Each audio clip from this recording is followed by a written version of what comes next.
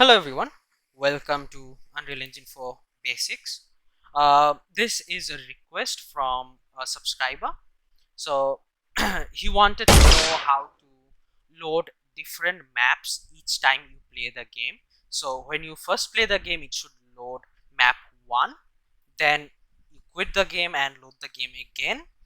It should load map 2 and then let's say map 3 and then again map 1, map 2, map 3 and so on. Okay, so for this we will require a save game, to be honest. Other than that, there's no chance that it would follow the sequence. Otherwise, if we use random, it will choose randomly. So once it might go for 1, then 3, then 1 again, then 2. That's very much random. Okay, so it's not going to follow that sequence in itself. So um, for that we need to first create a user interface. I'll call it UI underscore map. Okay, uh, actually not map, it's main menu. Okay, so and once I open it, I want a background blur. Make sure it's this one, the whole screen, and the offsets will be 0 for all of these, and the Z order I'll just make it to -1 and blur strength should be 10 itself. Okay, and then I'll just add a button in the middle of it, sorry, in the middle of it over here in the canvas panel, and make sure it's centered to it's centered on the anchor. Okay, and position X, Y should be 0 and the alignment should be 0.5 and 0.5. That's it. And then we'll come to this map over here. I'll use the first person example map as my main menu. So over here, let's open up the level blueprint and we can call the begin play. From here, I will create widget, and the widget will be the I will add to the viewport, and from here, what can I do? Let's see.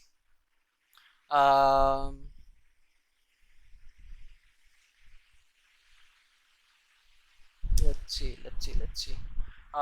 Yeah, we want to set input mode to UI only, get player controller, and then we want to set show mouse cursor to be true.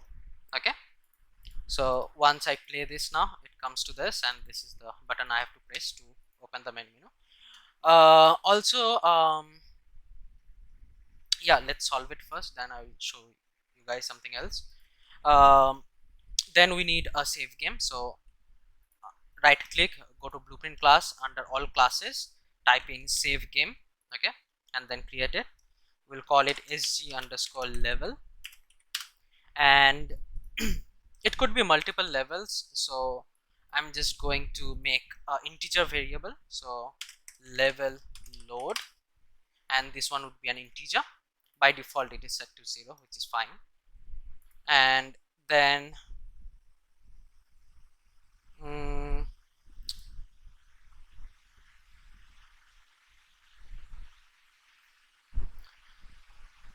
we need, yeah, to go back over here and to the graph. This is the widget for the main menu. Let's go to the graph, and yeah, click on the button over here and go below on clicked.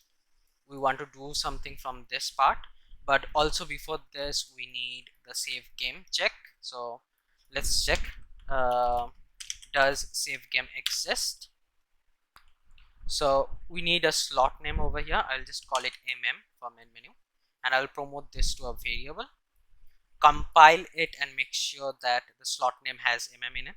Okay, then call in a branch over here, B and left mouse to call in the branch. And from here, if it is true, if a save game exists, then we'll load game from slot. Otherwise we will create save game object, and this one would be sg level, and the slot name would be over here like this. Then I will promote it, the I'll promote from the load game. Okay, promote from the load game, not from the save game. Okay, promote it from here. We'll call it save game reference. Why I told you to do this is because the variable type, if you do it from load game, it would be a save game reference. If you do it from here, it would be a SG level variable type. Okay, so you can go ahead and go to this object over here like this, and then we need to cast to the SG level, cast it over here as well, and then we need to get the level load for both of these, and then promote this to a variable. Level load ll main menu level load. Okay, I'll set it over here just like this. We don't need to save the game over here anyway, so don't worry about that. This is just the check for a save game, that's it. And on clicked button, we want to do a switch on int, and this integer would be this ll. So let's have 3 of this, and so the first time round we want to open a level by name, then set this to 1. Okay, and then I want to get the save game reference, cast to the SG level, set level load, and plug it in like this. That's it. Okay, so we'll do this for the second one, the first switch and the second switch as well. So make sure this is 2 now, and this is back to 0. Okay, now let's go to the map and go to content. Under starter content, we have the maps. I'll put in the name over here like this. Advanced then would be minimal default. Okay, and then would be the starter map. Okay, these 3 one at a time. Okay, and by default it will go to 1, the 0. Okay, the first thing round. And also we need to save game to slot as well, and put in the save game reference and the slot name. We need to do it for all of this, and we are done. We should be done. Okay, let's now play the game. Click on this, it opens this starter level. Okay, then play. This opens the second level. Okay, then play again. This one, I close it, play again, first level, play again, second level, play again, third level.